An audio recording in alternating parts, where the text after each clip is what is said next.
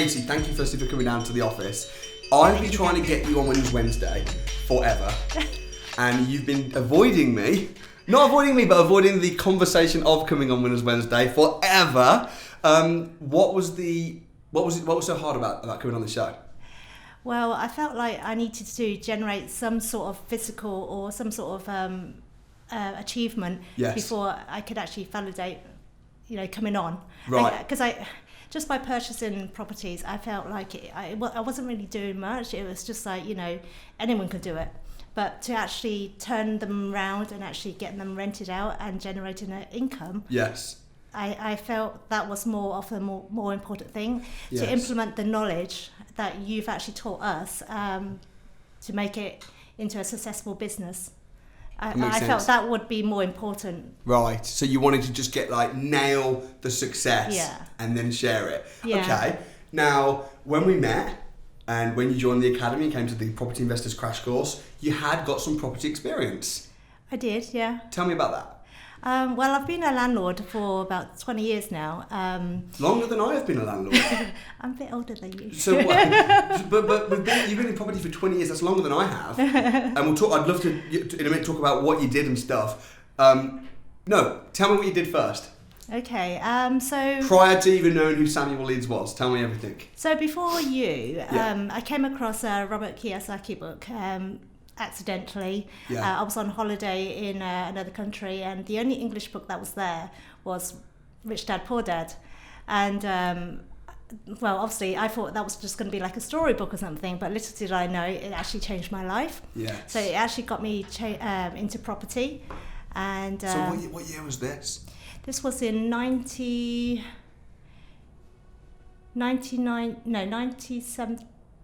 1998, I think it was. So 1998. So I would have been like 7 or 8 years old. I'm giving away my age. No. Listen, let me say. So when I was 7 or 8 years old, you were reading Robert Kiyosaki, who's now one of my mentors. You were reading his book when I was like a baby, basically. Yeah. Which is insane.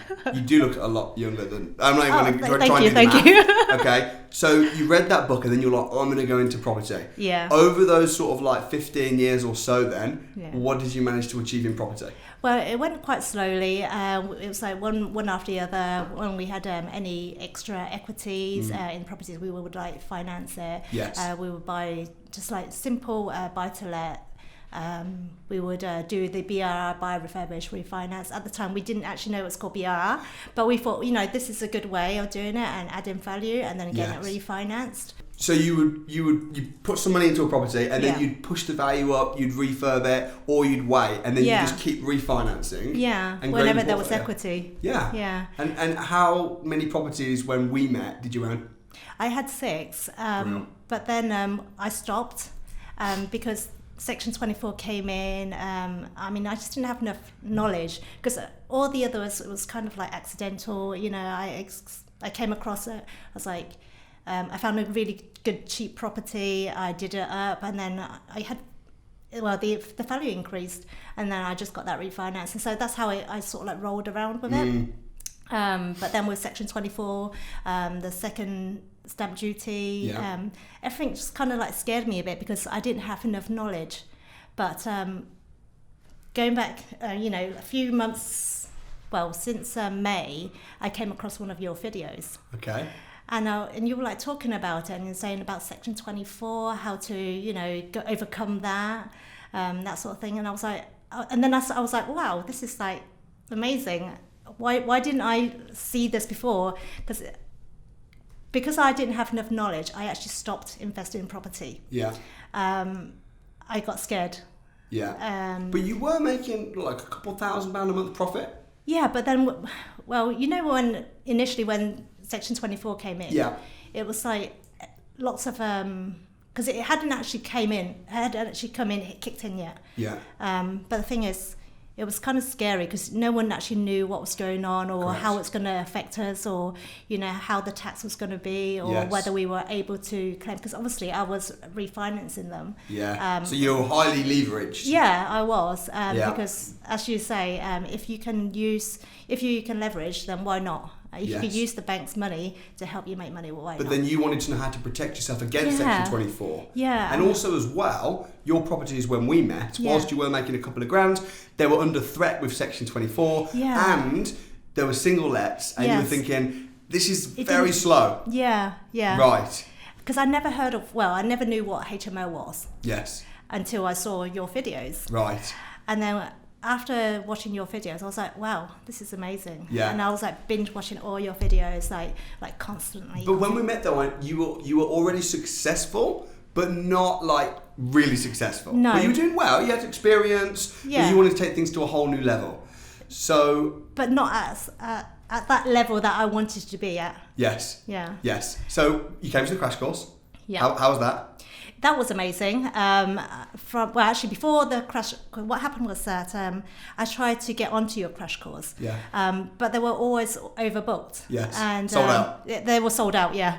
And every time I would actually message, I stalked you on Facebook. I found your page. I found your property investor page on Facebook. Yeah. I was like asking people whether they had any spare tickets, or I was willing to pay you extra for it. Yeah. But yeah, luckily, one guy, I think his name's called Soljit, from Coventry. He messaged me directly. He reached out to me and he said, "Are you looking for a ticket?" I was like, "Yeah." I was thinking, "Oh, how much is he going to ask me for now?" But actually, he goes, "I have a spare ticket. Would you like it?" I said, "Well, how much would you like?" He goes, "Oh, you can have it for free, but we just need to go in together. We'll just meet out at the door and then we'll go in together. It'll be fine," because his sister couldn't make it. So he said he was going to give it to me for free. That's so great. I was like, oh my goodness, this is like, well, it's just meant to be, isn't it? Yeah, and little did you know that then you'd end up becoming friends and you joined the academy. So what happened at the crash course then? And did you get what you came for? Yes, I did. So before I attended the crash course, I knew some stuff from your videos, but I didn't have all the knowledge. So in the meantime, between learning about you and attending the crash course, I refinanced everything that I had to release all the equity. So it was all there, and I was like viewing properties after properties, like loads. I wasn't really sure which area I was going to go into, but it was around Midlands, I knew, or maybe up north, as you were like saying. And then I came across a property in Leicester, and I thought, oh, this looks kind of good value. Is it me? Was it undervalued? Anyway, it was on the market for 147, but it came down from quite a few prices. Because I've been talking to the agents and stuff, we had quite a good relationship. Well, how did you even find this property then? How did it come about? Well, the seller actually lowered his price, asking price, quite a bit. Yes. And how did you come across it? How did the agent? They called me directly and said that he's actually. How did the agent know to call you? Because I kept pestering them. I was like, I went to quite a few viewings before we actually came across, because there was lots and lots of properties that I viewed. Yes. I've actually lost count how many. Let me ask you a question. Yeah. So, because this is really interesting to me. So, when you came to the crash course, what were you doing as a job? I work for an airline. I actually still do. And what was the strongest reason for wanting to get back into property? Like, you came to the crash course, and you are such a positive person. Like, even when you walked into the office, you just bring a presence of light wherever you go. You really are though. You're a really positive person. Great energy and presence about you. What was it that made you think, okay, I've got some properties, I've kind of done it almost accidentally, maybe not done the best investments, but still, they're going up in value. It's now 15, 20 years later, and now I'm desperate to get to this crash course, and I want to learn, and I want to go hard, and I want to refinance. Like, what was your strongest reason for wanting to do that? I think maybe for my kids. I have 3. Really, I want to leave them like a legacy or something. I want to show them that no matter what it is that you want to do, as long as you try, you learn, you have the knowledge, and then you implement the knowledge and stuff, you can succeed. I want to be like a role model for them. They're my inspiration, and they tell me I'm their inspiration. So no matter what it is, I just want to prove to them, if you decide to do something, as long as you try and go ahead with it, don't stop, you eventually succeed. Yeah. So really, this company I've generated is based, the name is using the initials of my 3 kids.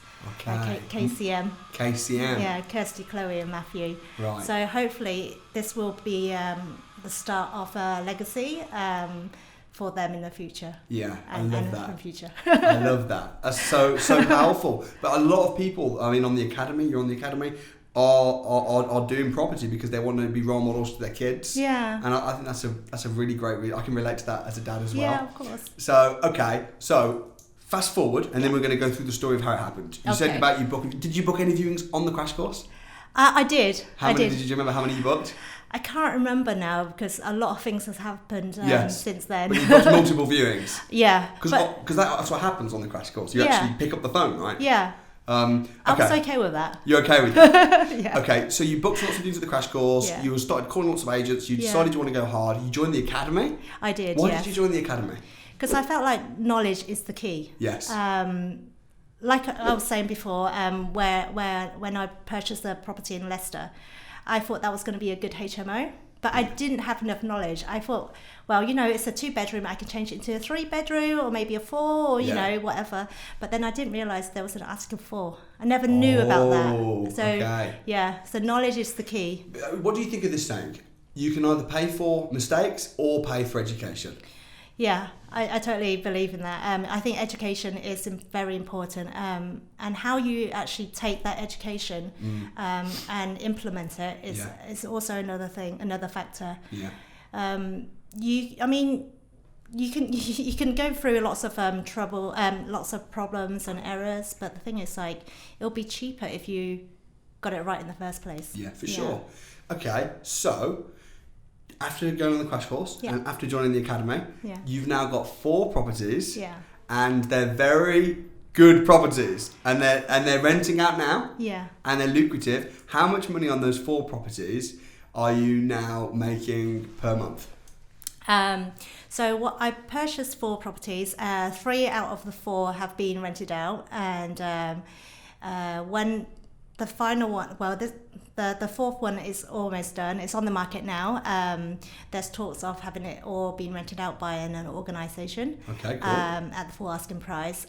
So all 4 at the moment will generate about £3,000 per calendar month.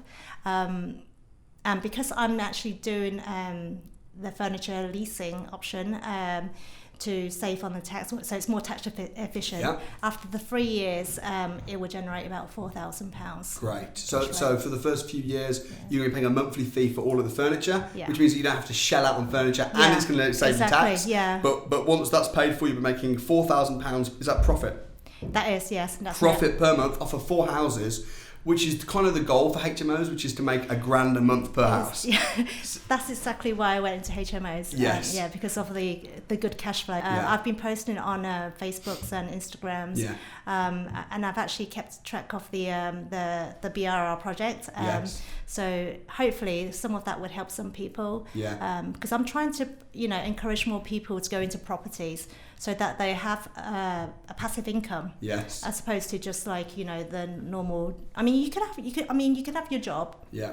But I think it's very important to have a passive income at the same time as well. Yes. So that in the unlikely event that something happens, then at least you have something to, secure yourself, right? Well, yeah, because now you're making £2,000 a month from your previous 6 properties. Yeah. You're making soon to be £4,000 a month from your new HMOs. Yeah. Which altogether, that's a really, really good passive income. Yeah. And you choose to still work. Yeah. Is that because you enjoy it, or is that what you enjoy it? I do. I love my job. I really do. I love the lifestyle. I love the people I work with. Yeah. I think it's a brilliant company, and it's always something that I wanted to do. Yeah. Property is also something I've always wanted to do, and being a good mummy is also something I've always wanted. So I feel like I'm quite blessed, and I don't know. I just feel like things happen for a reason. If you look for good things will happen. Yes. So I try to, have that sort of mentality, and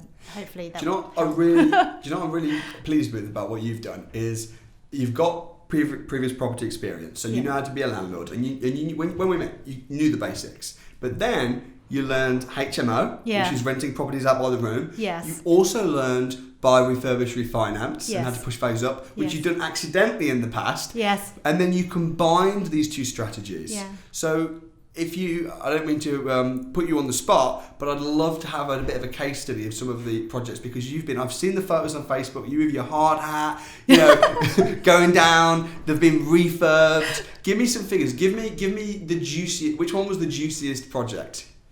Juiciest. Well, I think with the one I currently did, because I actually recorded from the start to... Did you really? Yeah. And I've seen some of the videos. And then I was saying, come on, when it's Wednesday, you said, I'm too shy. I'm thinking, but you... I am shy.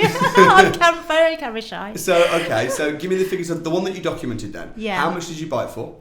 I purchased it for 126,000. 126. Yeah. And then you did a big refurb. I have, yeah. So you bought it for 126. Yeah. And how much money did you put down of your own money to buy that property for 126? I think it's 40. Yeah, it's about 40. About 40 grand, which you used from another property. Yes, I did. Yes. But still, 40,000 you put down, and then you got finance for the rest. Yes. Was that bridging finance? It was, yes. Brilliant. Yeah. You then did a refurb. How much was the refurb? Refurb was almost 60. Almost 60. Yeah. So again, all in now, Yeah. you're putting about £100,000 in. Yeah. And did you bridge the refurb? Yes, I did. Right, brilliant. Perfect. So, and for anyone that doesn't know what that means, a bridging loan is just like a short-term loan. It's not a mortgage, it's more just like you're borrowing it for a short period of time. Yes. So you've put £100,000 down, but 60,000 of that is bridged. Yeah. So really, you only put down 40,000 of your own money, Yeah. which you took from another property anyway. Yeah. So altogether, the property, you bought it for 126, you put 60 in, so together that's 186. Have you refinanced it yet? Actually, we just had the evaluation done yesterday, but we don't know what they're valuing it at. Okay. Yet. What do you expect? I expect over 200. Over 200, Yeah. which means that you're then going to use all of the mortgage, Yeah. and you're going to pay off your initial costs. Yeah. And it will be as little money down deal Yes. as possible. Yeah. How much are you expecting to leave in? About 20 to 30k. About 20 to 30k. Hopefully. And sometimes you need an exit strategy. Yeah. And if you end up having to leave 30 or even 40 grand in. Yeah. You know, okay. And it might be that you can pull out nearly all of your money. Yeah. But it's good that you're a very realistic person. So, okay. So you're going to leave in about 20, 30 grand of your own money. Yeah. And then the rent, what's the total rent going to be on that property? Well, gross is about £2,000 on that property alone. 2,000, Yeah. and that's why you say after you've paid your bills, your mortgage payments, you're going to be left with about £1,000 a Yeah. month. What an awesome! And the others, have they been in the same kind of area? Yes, they are. And are the figures sort of similar? Yes. Great. Yes, but this one, because it's only a 4-bed, because a 4-bed isn't as profitable as like a 5 or 6-bed. So what we decided to do is to make it even more premium. We had en-suites added up for each of the rooms. Right, which is why the refurb was so expensive. Yeah. But then we can generate a higher rental. I mean, we're going to keep it for a long period of time. Yeah. So, so it makes sense to do it that way. How did you find a HMO management company? Actually, it was by chance as well, because I was looking at other properties at the same time, to see what other, opportunities there were, whether there's any more that I can purchase. Yes. And I came across this lady. She showed me around this property, and she was, I don't know, we just sort of clicked. She was amazing. Yeah. And I said to her, "Do you do HMOs?" And then she was like, "Yeah." And anyway, we got talking. I was explaining to her, what exactly what I need to do. And I said, well, I've got 15 individual rooms that needs to be let out. And she goes, I'll do it. Wow. So how much does she charge? Do you know what percentage she takes? I think it's 8%. Okay, that's good. Yeah, it's not bad actually. Yeah. No, that's it's really not bad. good. But she really is worth it. She is amazing. I would probably say she's part of my PALP team. Yeah, for sure. Yeah, she is amazing. How far away do you live from the properties? Actually, very, very close. Okay, cool. I know you say that HMOs should be in a bigger cities, like good transports and, but I feel that HMOs, I think properties doesn't need to be in any specific area. Okay. As long as there's people. Yeah. You know, rooms get rented out. Yeah, I think the thing is just to I mean, I agree with you. I think just to do your research. Yeah. You know, always do your research. You've done your research very well. You know, you've looked into, you've done your due diligence. You did not buy those 4 properties in a rush, right? Well. Oh no, maybe you did. Go on, tell me. The first one I did. The first one I did because I felt that was a good one. And I thought, Article 4. I didn't know about Article 4. Is it the one in Leicester? In Leicester, but you screwed up. Yeah, that's a 2-bedroom. But you bought in a rush and screwed up, and it ended up backfiring. No, well, actually, in a way, because I bought it at 151,000. Yeah. By the time I completed, I actually found out it was actually worth about 190 at minimum. Okay. So So the rentability from the HMO perspective didn't work out to plan, but still, you got a good deal. But at the same time, I also found an international scholar for the university that was employed by a university. Yeah. So it was actually 2 of them. Yes. But they rented out the whole house as a 1 AST. Yeah. But they paid the top dollar for the whole year. Yeah. So I had like a lump sum. So in a way, it was good because that lump sum helped me.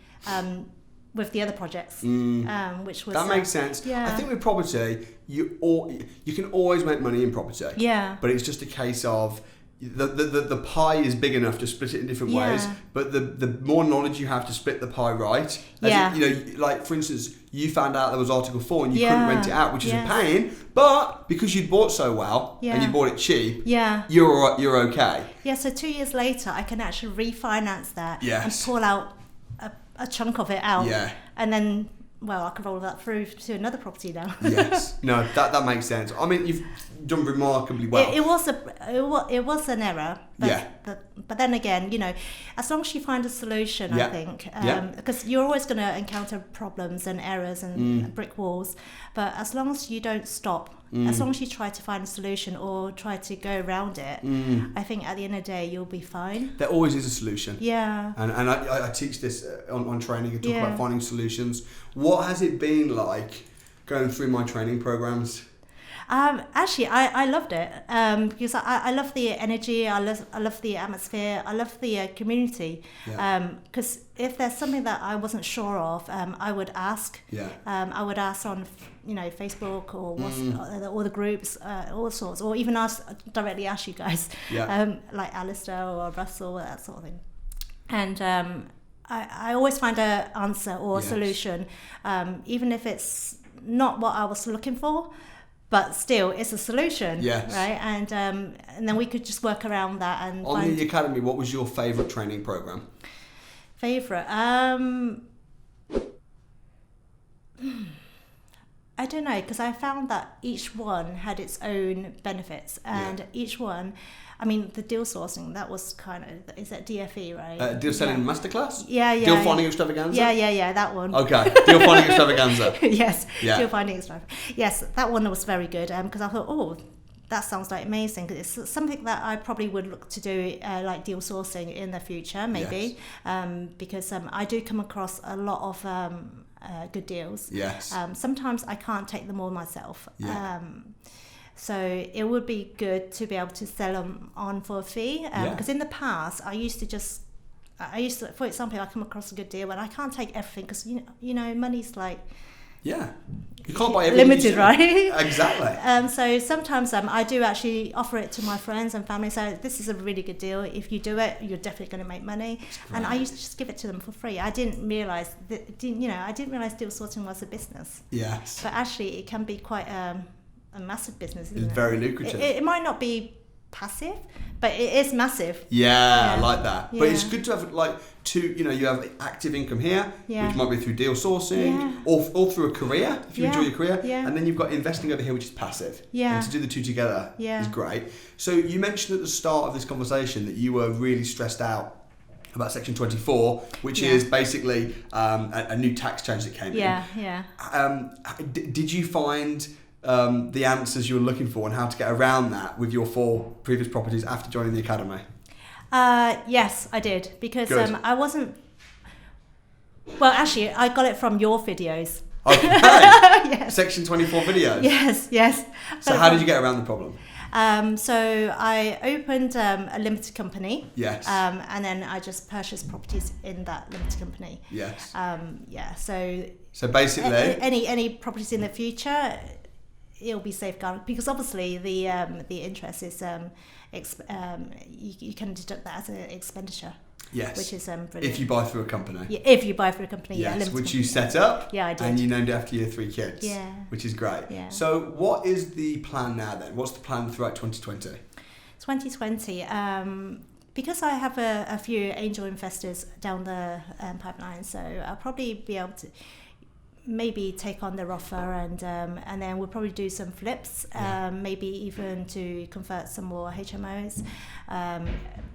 I mean, I would love to do more properties so that, in a good standard, so that more people have a nicer home. I mean, even though it's just a room that they're renting out, it can still be classed as a home as long as it's good. Yeah. Because I've seen some that's in a very poor state, and I kind of feel bad for those people that live in there. Yeah. I mean, they're not particularly cheap in price, but it's just like the quality isn't as good as, you would hope. Yeah. And I mean, ultimately, property investing is a business. Yeah. And I say this all the time. Yeah. Your house is your product. Yeah. And your tenant's your customer. Yeah. And you want to look after your customers. You want to have a good product. And it's great to see the high standard of your properties. Oh, thank you. And I'd recommend anyone watching this to find your Facebook videos and stuff and to follow you, because they're really inspiring.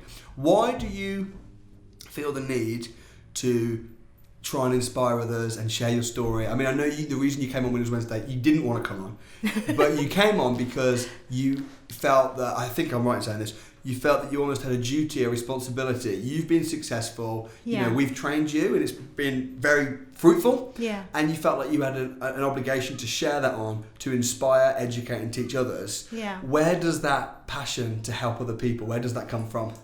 I think if it wasn't for what you offered, for example, the free crash course, the free videos and that sort of thing, I don't think I would be where I am today.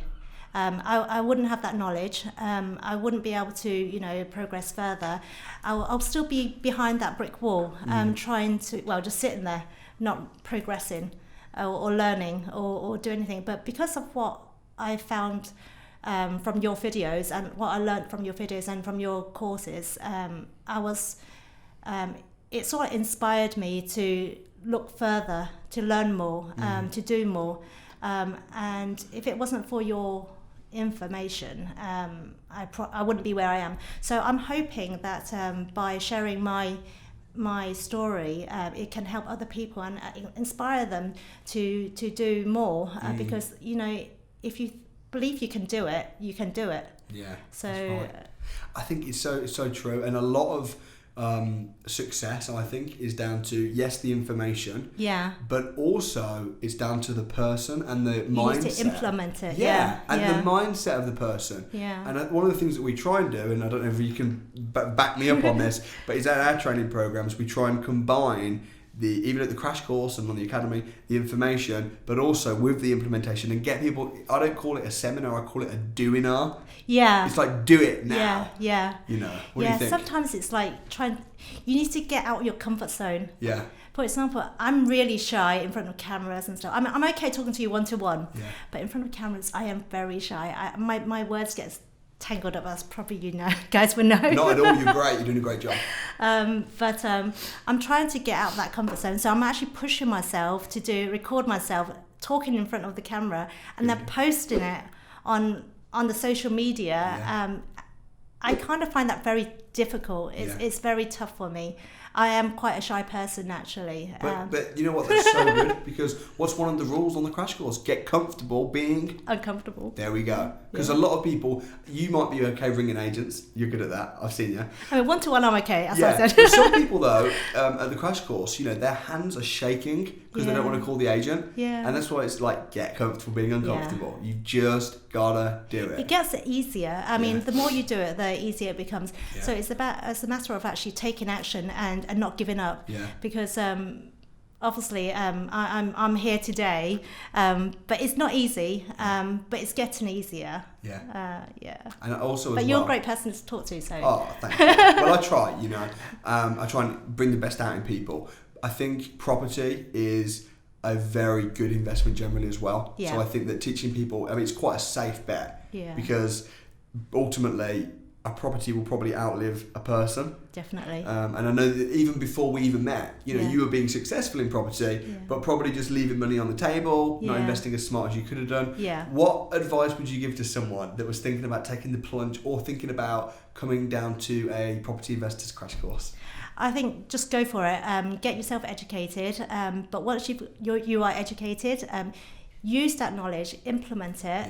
Yeah. Don't give up. As long as you can, as long as you keep going, you will succeed. Yeah. Yeah. I mean, I try to encourage more people to do it because it does work. Yeah. It does work. You're living proof. Yeah. You're making like $7,000 a month through property, and you've done that. It's passive, and you've worked hard. You're working really well on your career, and I think you're going to be a massive inspiration to your kids. Thank you. So. Well, property is passive though, isn't it? I mean, the initial setup is tough, but then after that it becomes passive, doesn't it? Yeah, and I think there's two types of property wealth creation through property. It's being a property entrepreneur, deal sourcing, rent to rent. That takes a lot of work. Yes. And then there's investing money into property, which is passive, which is how you've done it, or you can do them both together. Yeah. But I hope coming on the show was not as difficult as you thought it might be. Was it okay? It's okay. Thank you so much. Hey, I really appreciate you coming out. Thank you for having me. I'm a mad follower of you on Facebook. I'll continue to like all your posts. Thank you. And good job. Really proud of you. I appreciate that. Thank you.